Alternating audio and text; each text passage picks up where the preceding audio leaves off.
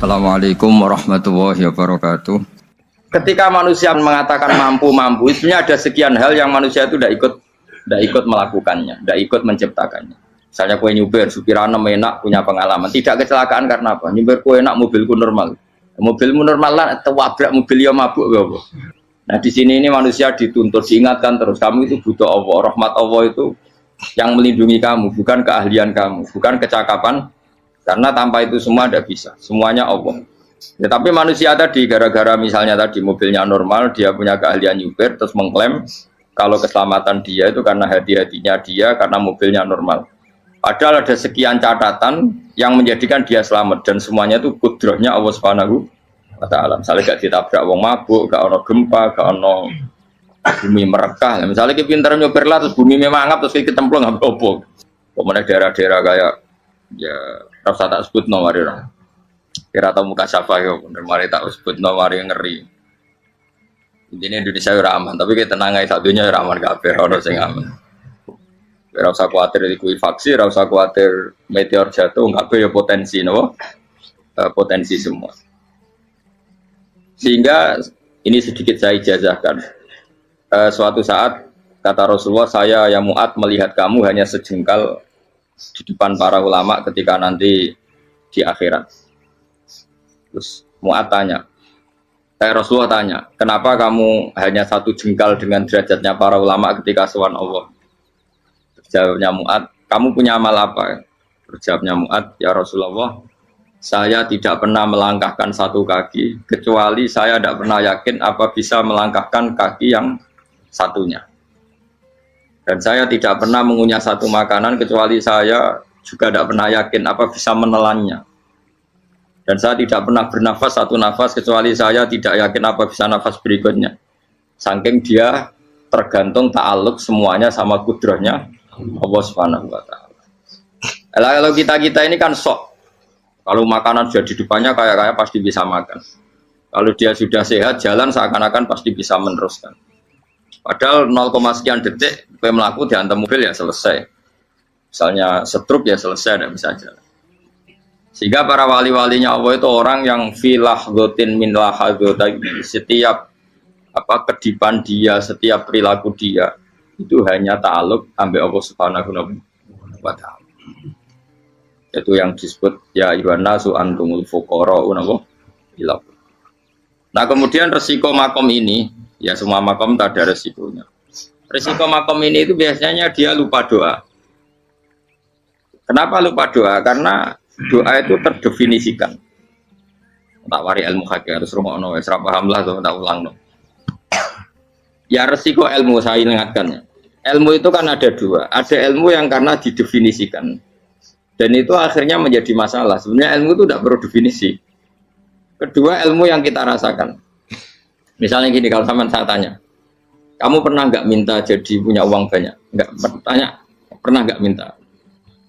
Terus artinya minta itu apa? Terus kita mendefinisikan, menengadahkan tangan, bilang ya Allah, saya minta uang banyak, saya minta ingin beli mobil. Itu namanya apa? Tidak jauh saja. Doa kan? Itu kesalahan kita mendefinisikan doa itu misalnya menengadahkan tangan dan memohon dan menyebutkan permohonannya itu terus disebut doa. Tapi kalau menurut Allah, sistem tubuh kamu yang menghendaki punya mobil, sistem tubuh kamu yang ingin punya uang banyak, reaksi tubuh kamu yang terhinakan karena ditagih orang atau butuh uang, ini menurut Allah ya sudah kamu itu peminta-minta. Saya ulang lagi ya. Sehingga menurut Allah kamu minta tidak minta ya tetap berstatus peminta, pengemis. Nah, orang-orang yang sudah wusul, meskipun itu kondisional ya tidak selalu. Itu ya dia pikirannya mengadahkan tangan apa enggak ya sama saja tubuhnya merasa minta, sehingga dia tidak perlu mengekspresikan minta. Nah, terus orang yang fikih bilang seperti itu tuh sombong, wong kok gak tahu dungo. Sebetulnya keliru vonis orang fikih. Bagaimana mungkin dikatakan sombong? Dia reaksi tubuhnya, elemen tubuhnya sebetulnya meminta. Dia tidak berkategori meminta karena ilmu kadung didefinisikan kalau minta itu yang seperti ini. Itu kan lama. Nanti kalau suatu saat Indonesia yang kuasa itu terlalu NU atau terlalu yang tidak NU, lama-lama ada definisi. Misalnya yang dikatakan tahlilan itu apa?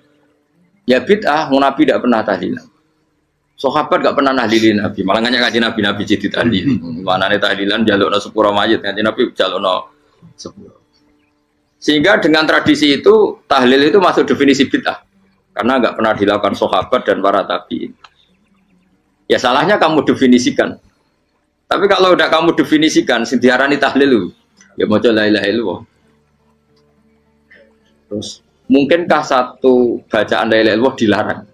Wong ora oleh maca kalimat tauhid. Jadi misalnya tahlil itu nafadno kalimat tauhid. Oke tok ya orang ora iso dilarang, tapi nak tahlil itu mitung dinane mayit kaya bodho, samane kriminal. Enak. Ya sudah seperti itu. Makanya banyak orang salah itu karena ilmu kadung didefinisikan. Nah, definisi itu sebenarnya tidak mengikat dalam banyak hal. Ini penting saya utarakan. Ya karena seperti itu. Makanya itu masalah-masalah besar antara kita dan firqah-firqah yang lain, masalah ahli sunnah, terus masalah yang lain-lain. Memang ya sudah seperti itu. Ya saya ulang lagi ya. Ketika Nabi Ibrahim mau dibakar Namrud, itu masyhur cerita itu. Dan kemudian jadi namanya Habib Syahid. Habib Syahid itu sebetulnya hanya ngutip Habib Abdul Haddad. Jadi syair itu sebenarnya ada di Diwanul Haddad. Apa? Diwanul Haddad. Diwanul Haddad itu syair-syair Abdul Haddad ketika beliau usul, beliau mukasyafah. Terus bagian dinyanyikan Habib Syahid terjadi populer. Saya ulang lagi ya. Tubuh kita, misalnya kamu lapar, perut kamu kan mereaksi minta makan. Andaikan kamu itu Tuhan, kan kamu tahu bahwa perut kamu itu minta makan.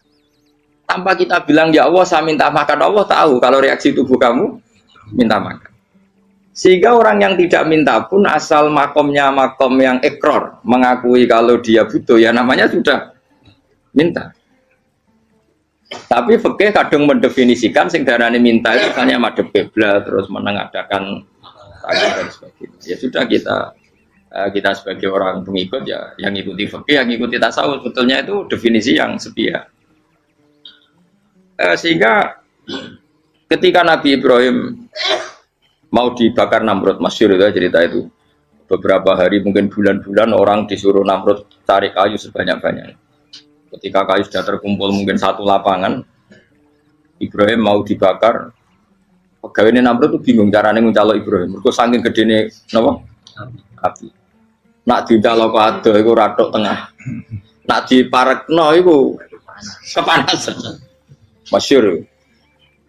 Terus setan zaman itu orang akeh dadi setan tenan. Saya kan duplikate sakeh dadi setan ra tau muncul. Wong duplikate wis napa? Akeh. Singkat cerita setan itu muncul pura-pura jadi manusia terus ditemukan manjane. Manjane kayak semacam ketepil besar yang jadi mana ya dari kiai-kiai ketepil haram mergo penemune setan. Dari ini tuh. Tapi nak manjane penemune setan itu betul walhasil terus dibikinkan satu manjane semacam ketepil besar terus Ibrahim dilemparkan ke api. Lewat apa? Ketepil tadi idenya siapa? Setan. Nah ketika di tengah api itu unik. Kata malaikat Jibril datang terus tanya sama Ibrahim, ya Ibrahim apa kamu butuh saya? Butuh, alakah haja, apa kamu punya kebutuhan? Jawab Ibrahim, lah, saya tidak punya kebutuhan. Amma ilaika fala, kalau ke kamu enggak. Karena kamu makhluk, apapun keren kamu Jibril tetap kamu makhluk. Amma ilaika fala. Enggak, maksudnya butuh ke Allah nanti saya nyampaikan. Malah dinya Nabi Ibrahim, kalau Allah tidak usah kamu sampaikan ya sudah tahu. Gua be Jibril. Oh, aku itu takut kan? Ya saya ulang lagi. Apa kamu punya kebutuhan? Alaka hajalah ama ilaika fala. Kalau ke kamu enggak. Enggak maksudnya butuh ke Allah nanti saya sampaikan. Karena Jibril yang mentang-mentang dekat sama Allah dan tukang memberi informasi. Tapi kata Ibrahim, kalau ke Allah sih nggak perlu kamu. Dia sudah. Nah, itu terjadi namanya Habib Abdul Haddad masyhur itu apa? Hasbi min suali ilmuhu bihali. Jadi cukup ilmunya Allah itu menjadikan saya tidak perlu minta. Hasbi min soali ilmuhu bihali. Jadi ada kondisi tertentu yang para wali itu, saya ulang lagi, kondisi tertentu yang para wali itu ya tidak minta. Tapi kalau itu ditiru jenengan semua ini jadi keangkuhan. Kenapa? Wes ora ndonga tangane ditenagakno, atine ya ora eling pangeran, kan akhirnya tak jaluk tenan itu. Jadi aja niru wali-wali. Nah, wali-wali itu kan misalnya tangannya tidak menengadah tapi semua sistem tubuhnya merasa butuh sama. Saya itu pernah gitu. Tapi itu kondisional dan saya juga ngulang tidak mesti bisa. Ketika saya umroh itu pernah saya ada satu kondisi itu doa ya di putaran pertama dong. Di putaran pertama saya berdoa ya agak banyak di multazam. Putaran kedua mau berdoa sudah tidak berani lagi. Sampai ke-7. Hari kedua ya tidak berani, hari ketiga tidak berani. Nah seperti itu tidak bisa dibuat-buat meskipun saya juga agak ingin. Tapi ya pas itu ya nggak bisa. Gara-gara itu korban kitab hikam, ya kitab hikam yang terkenal. Kitab hikam itu pernah cerita gini. Rubbama dallahum al-adab ala tarkit tolak. Terus di antara makalahnya itu wa inna ma yunabbahu man yajuzu alaihil ikhfal. Tapi kamu jangan niru dosa kan. Tapi jangan ingkar ilmu ini tambah dosa oke. Jadi niru ya dosa, ingkar ya dosa. Jadi ada seorang wali kata hikam. Kadang-kadang seorang wali itu mau doa diulang itu sungkan. Kenapa? Yang perlu diingatkan tuh yang potensi lupa. Allah kan masih ingat doa kemarin. Loh itu gara-gara saya sebelum umroh itu mensinau kitab hikam itu agar bedruh. Ya Allah. Sing tak dongani wingi ejek eling kok tak eling nomen. Jadi wa inna ma yunabbahu man yajuzu alil fal, yang bisa diingatkan hanya orang yang potensi lupa. Sementara Allah tidak akan. Tapi kan akhirnya dongane eling. Ya Allah kayak kemarin. Hari ketiga ya Allah kayak. Makanya menurut saya ilmunya orang hakikat itu juga ada sisi kriminalnya karena ya tadi. Tapi kamu ingkar ya keliru. Memang Allah gak mungkin lupa, ngapain kamu ingatkan.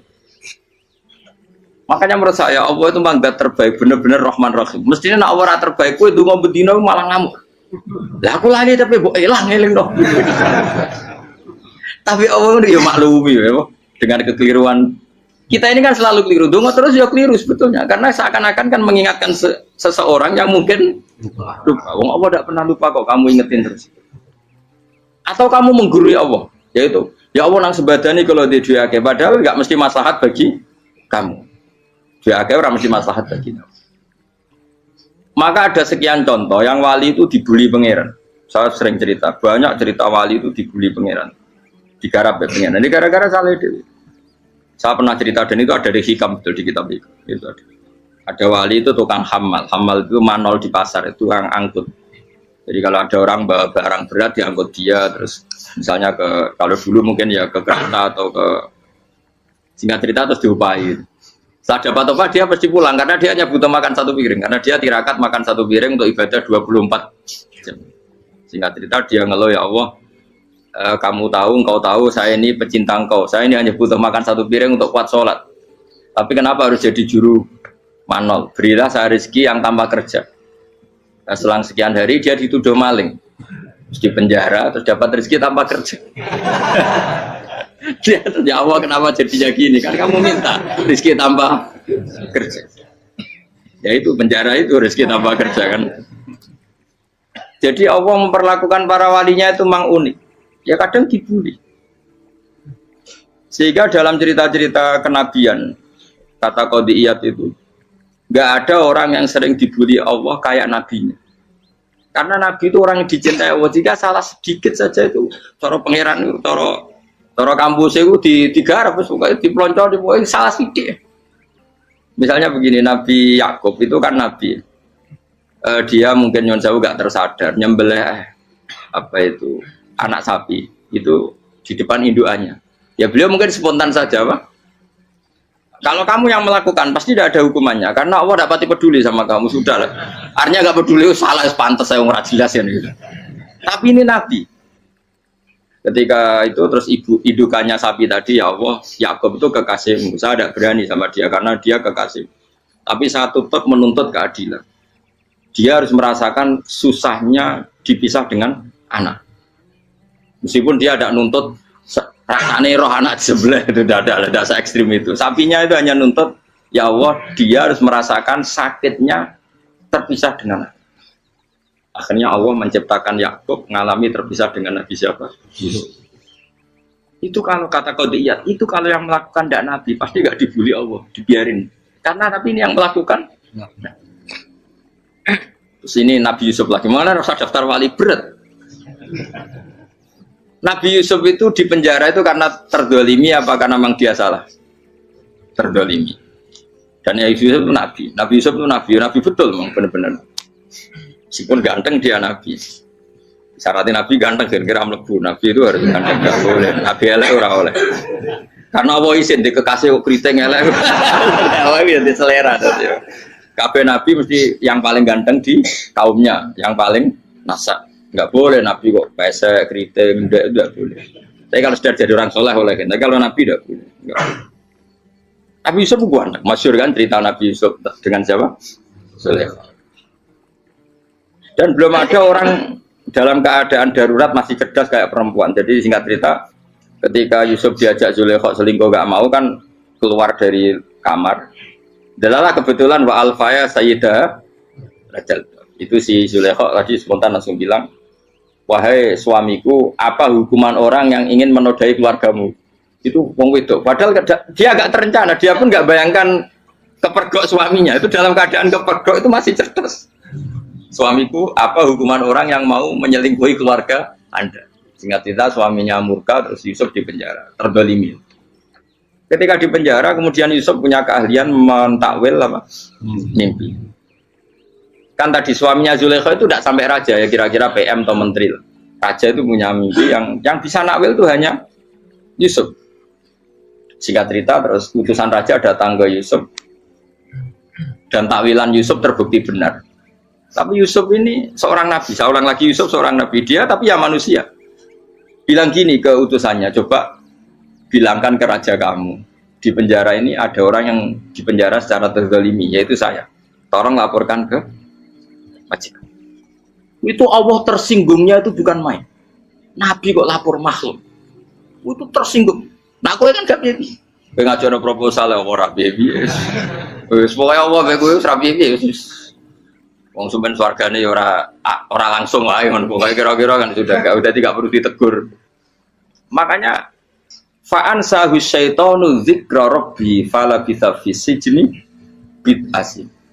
Maka Allah mentakdirkan utusan raja tadi itu lupa melaporkan peristiwa Yusuf ke raja tadi. Sehingga raja gak pernah dengar kalau ada orang di penjara karena Allah tersinggung. Wong kowe ku nabi kok lapure ambek penguasa. Ngono tok iku wis Allah tersinggung. Karena dia nabi, gak boleh nabi lapor makhluk. Jadi Allah itu dengan nabi itu sangat-sangat sensitif. Sangat-sangat sensitif. Begitu. Terus cerita yang terkenal, meskipun ini nggak ada di Quran, Nabi Musa. Nabi Musa itu pernah sakit gigi karena dia mentang-mentang kalimullah, orang yang sering komunikasi dengan Allah, minta ya Allah, tolong tunjukkan obat gigi saya itu apa. Dan ini sama Allah dikasih tahu, kamu ngunyah suket ini, gitu. rumput ini kamu kunyah nanti pasti sembuh. Karena resepnya dari Allah ya pasti mujarab, kan nggak ke dokter.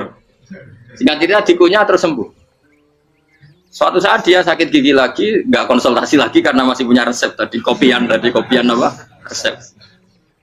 Dia datang nyari suket yang sama dikunyah tambah sakit. Tanya sama ya Allah ini kan resepnya yang sama, kenapa tambah sakit? Kata Yusuf, kata Allah, kamu itu kekasihku. Ora nak sing ngobati ku aku ra suket sembrono. Semenjak itu Yusuf Nabi Musa pernah taruh resep lagi sudah. Andai kan tuh kamu, pasti Allah juga gak tersinggung. Makanya kata qadiyat, kenapa para nabi sering ditegur itu bukan karena Allah murka, nabi itu beda. Jadi kesalahan kecil atau apa-apa yang menurut kita ada salah itu untuk nabi salah. Makanya di ahli sunnah ada kaidah apa? Mimba bihasanatil abror sayyi'atul muqarrabin. Pernah dengar kaidah apa? Mimba bihasanatil abror sayyi'atul muqarrabin. Sesuatu kalau dilakukan umumnya orang itu hasanah atau kebaikan, tapi kalau dia lakukan para nabi itu salah. Karena apa ya? Saking dekatnya dengan Allah. Saya ulang lagi apa? Mimba bi hasanatil abror sayyiatul muqarrab. Jadi Nabi itu beda. Nah, para nabi itu orang-orang yang ngalami fikir yang doa resmi kayak siapa tadi? Definisi fikir ya sering. Kayak definisi orang tasawuf yang sering. Sehingga ketika Nabi berdoa ya memang secara disiplin ilmu yang namanya berdoa ya minta Allah dengan mengadakan tangan. Ketika enggak berdoa karena Nabi sadar Allah tidak perlu diingatkan lagi, pasti masih ingat. Gitu. Jadi dua-duanya benar terus. Makanya Nabi itu lam yazal fitaroki, Nabi itu selalu naik derajatnya. Karena pas minta ya benar, pas tidak minta ya. Kalau kamu turun terus. Pas minta itu karena tomak kamu, hadun nafsi kamu, serakah kamu, tapi nggak tahu diri pantas taura dengan permintaan. Kayak gue misalnya jongo jadi wali, iso Allah tersinggung. Bocah atau tirakat atau harus jadi wali. Tapi gak dongo ya Allah tersinggung. Kere ra tau dongo. Jadi orang kalau ndak wali itu sudah keliru terus. Ya kok di sepuro, tapi tak kira iku akeh. Ya jajal ke dongo wali kok sabtu kok dirjelani. Kira-kira Allah tersinggung apa nyembah jadi? Kira-kira tersinggung. Tapi misalnya kira tahu dongo kepengen kau Imam Syafi'i, apa yang tersinggung? Bocah ora di idola.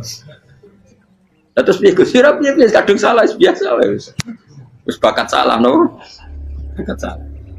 Ini dongane sing gampang kae mesti bener Rabbana dzalamna anfusana wa lam taghfir lana wa tarhamna lanakunanna minal khasirin. Saya pernah punya kitab dan kitab itu menurut saya luar biasa. Bahkan ketika adu bully itu, adu cara mahasiswa itu kayak pelonconan itu. Nabi sama Nabi pengiran gitu, dan itu sekali yang satu salah melakukan disiplin ilmu, pengiran itu degradasi. Dan Allah memang mengancam gitu. Kalau kamu melanggar ini, la biton namin diwanin nubuah. Nanti la amkuan namin diwanin nubuah. Kamu saya hapus dari buku kenabian. Tes-tesannya ya lucu, misalnya begini. Kata Nabi Musa kan ditanya. Ketika dia khutbah ditanya orang, siapa orang paling alim ya Nabi Allah? Sekarang orang paling alim itu siapa? Nabi Musa jawab, saya kan. Ya itu Allah tersinggung karena wong kok mletene ngono. Tapi andai kan Nabi Musa kok jawab Fauzi, itu salah, tambah salah meneh. Kalau enggak Ruhen, malah salah meneh. Tapi jawab Musa ya salah. Saya Gusti, saya kan. Orang paling alim siapa? Saya. Allah memperingatkan Musa. Ada seseorang yang lebih alim ketimbang kamu. Coba kamu harus ketemu dia. Terus ketemu singkat cerita ketemu Nabi siapa? Khidir. Terus dalam 3 sesi ini, 3 babak ini buli-bulian. Nabi Khidir itu dalam 3 babak ini selalu kelihatan salah. Di antaranya adalah cara sekarang ya mungkin di gonjak sepeda motor atau perahu kalau dulu. Yang menggratisi dia numpangi sepeda motor malah spionnya dicopot gitu. Spionnya dicopot, dirusak. Tapi Musa kan terus jadi gratisin malah rusak yang motornya yang apa? Menggratisin. Nabi Khidir masih tenang. Kamu udah paham. Jadi Nabi Khidir mesti stok kamu udah paham. Itu kata syurrahul hadis termasuk Ibnu Hajar Al-Asqalani bilangin. Setelah itu kedua membunuh anak kecil. Musa tambah marah. Anak yang belum punya dosa kok kamu sampai 3 kali ada 3 peristiwa. Itu kata syurrahul hadis. Andai kan Musa kok diam tidak protes, maka dia akan disalahkan Allah. Karena dia berarti membiarkan kemungkaran di depan matanya tanpa reaksi. Jadi sebetulnya ketika Musa berontak itu Nabi Khidir, Nabi tenan gitu. Jadi itu kan unik. Tapi berontak itu disalahno. Jadi angel sandi tes-tesan dadi nabi ku ya angel. Misalnya kok Nabi Musa itu kayak model santri Jawa Timur. Nabi Khidir salah, nggih nderek mawon. Ya ora nabi jero barang mungkar. Menengae. Berarti yo nabi goblok ngono kira-kira. Makanya memang Musa harus konsisten seperti itu, harus demo terus. Kayak saya misalnya sebagai kiai fikih, kiai ya harus seperti ini cara mulang saya. Enggak boleh saya misalnya terus anut mulang terus tawadhu semeneng itu ora karu-karuan. Jadi andekan Musa kok tidak protes itu malah salah. Ya memang harus. Dan itu Nabi Khidir Nabi tenang. Makanya Nabi Khidir akhirnya respect. Tidak ada hati sebaik Abu Musa. Risi itu gak nyaman ketika melihat kemungkaran. Jadi itu sebenarnya poin. Tapi lucunya Nabi Khidir yang nyalan, tak dari rasa takok, amen takok. Tapi yang disalahno. Ya aku cari Nabi Musa. Ya jajal, gawe peristiwa meneh aku tak sabar rata kok. Bareng. Kon jajal neh. Bareng dijajal ya protes meneh. Bareng protes meneh, tinggal satu kali kesempatan. Kowe takok meneh wis ora dadi murid. Dikasih kesempatan lagi, ya protes meneh deh. Tapi itu justru itu menjadi kelebihannya Nabi Musa karena syarat seorang nabi adalah al-musara'ah ila inkaril munkar kata Ibnu Hajar Al-Asqalani. Syarat seorang nabi adalah secepat ngengkari sesuatu yang mungkar. Enggak boleh. Ya iya toh kan misalnya kita jadi murid terus gurumu itu gandeng artis atau gandeng penyanyi dangdut. Nggih nderek mawon. Jadi guru mumet goblok. Tapi kowe ngloroi guru tersinggung. Ora roh hikmah iku. Kan bingung no. De guru ngene kok bingung no. Soalnya kayak guru jadab, dorong Jawa Timur apa? Gurumu gandeng penyanyi dangdut. Reaksimu biasa saya takut. Ayo loh, nah elek kan gak iri. Biasanya nah elek itu ora iri. Sekarang Pak. Sing ayu, sing potensi iri. Kira-kira reaksi kamu itu milih derek mawon apa berontak? Golek nak gurumu wong alim mesti nak pasti meneng. Muridku gila bener, gak sensitif. Roh barang mungkar dilakukan di depannya kok tidak reaksi, tidak protes, geblek tenan. Tapi lucunya guru mau nak protes ya, gak luwe akhlak. Guru lagi senengnya kok ora oleh. Nah Nabi itu kan bully-bulian. Jadi Nabi Khidir dengan Nabi Musa itu tepat-tepat. Karena dua orang ini sama-sama kekasih Allah. Itu Nabi Musa justru barokahnya itu dia tidak pernah kelasmennya di bawah Nabi Khidir. Semua ulama sepakat kelasmennya Musa tetap di atas Nabi Khidir. Sehingga yang berlaku ya tetap ilmunya Nabi Musa bahwa membunuh anak kecil tidak boleh, merusak perahu milik orang lain tidak boleh. Karena Allah tetap lebih respect dengan ilmunya Nabi Musa. Nabi Khidir tetap ilmunya nggak dipakai, meskipun dia disebut hakikat. Karena ilmunya Nabi Khidir ngani ngoyo. Ngani ngoyo wong ape mutusno ngenteni nginceng loh mahfud. Lah sing iso iku sapa? Barang ra mungkin kok. Makanya Nabi Khidir terakhir menutup kalimatnya wa ma fa'altuhu an amri. Dzalika ta'wilu ma lam tasdi alaihi sob. Aku dhewe nglakoni ini ya ora roh, wis ditakdir nglakoni ngene wae. Dadi Nabi Khidir ya ora paham. Jadi wa ma fa'altu an amri itu terakhir kira-kira artinya saya sendiri tidak melakukan ini karena inspirasi saya sendiri atau keputusan saya sendiri. Tahu-tahu saya ditakdir melakukan. Karena pas itu Nabi Khidir disetting semuanya dengan ilmu hakikat. Yaitu bayi tadi memang kutiba kafiron. Kutiba kan apa? Kafiron. Memang dia nanti kalau umur nganti tua ditakdir mati kafir. Daripada mati kafir nanti ya sudah mati sekarang. Tapi nggak mungkin kan ada syariat daripada soben beling pateni kecil.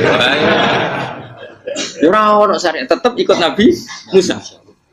Makanya kata Ibnu Hajar Al-Asqalani itu uniknya Allah sama para wali-walinya. Wali ku klirullah itu tuh disenengi pengen. Terus pangeran nabi-nabi ini yo kecil-kecilkan, yo pancen nak wong. Terus keempat kan.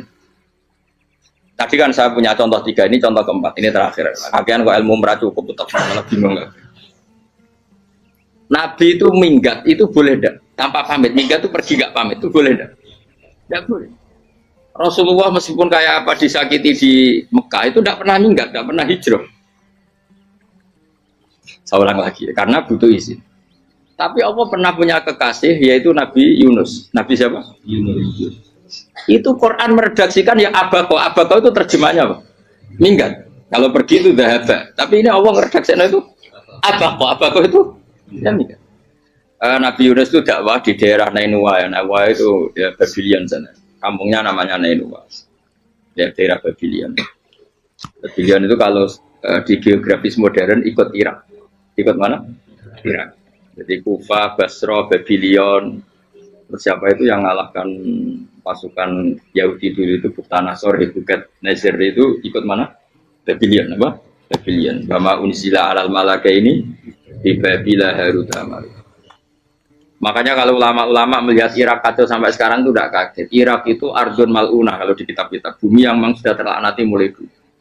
Sehingga ketika ada kasus Saddam Hussein sekarang itu ulama tidak kaget. Zaman Rasulullah Sugeng itu Irak itu termasuk sudah bumi yang guna keazalah. Jadi di sana pasti banyak fitnah. Fitnah pertama yang dicatat sejarah adalah Mautul Husain apa? Kabudutnya Said siapa? Husain di Karbala. Era Imam Syafi'i adalah zaman mifnah, ulama dibantai karena dipaksa mengatakan Quran apa? Makhluk. Terus konflik-konflik sampai era Saddam Hussein terus era sekarang jadi. Nah kita ini ulama sebenarnya tahu tarikh itu. Tapi di era modern kan dianalisis karena campur tangan ini itu ya sudah lah. Sebab goblok pun aja daripada ngebantah-bantahan olahraga. Ibu goblok, ibu pinter. Karena kan analisisnya kan, wah ini ada campur tangan pihak ketiga diciptakan ya saunu ini. Ya kalau intelijen harus ngomong seperti itu. Kalau kita seperti ulama memang dari dulu dicap Nabi hunalika az-zalazil wal fitan. Saya teruskan. Nabi Yunus itu dakwai kaumnya itu lama sekali dan tidak iman. Nah semua nabi kalau kaumnya tidak iman itu diberi hak Allah ngancam akan adanya adab apa? Ngancam akan adanya adab. Nabi Yunus ngomong gitu terusin. Nanti kalau kamu tidak iman itu pasti kena adab. Anggap saja dia ngancam gitu sudah berbulan-bulan. Singkat cerita, adab baru tinggal 3 hari lagi. Ayo nang iman, tinggal 3 hari lagi. Ya kira-kira dia ngomong misalnya Ahad, berarti Ahad, Senin, Selasa, atau kamu milih Selasa ya Rabu, Kamis. Singkat cerita Ahad itu dia gak kuat. Wah semuanya kurang telung dino kaumku tetap orang iman. Mangkel asal, minggat deh. Minggat itu jadinya mau minggat kan nggak punya tujuan, so asal pergi jauh saja.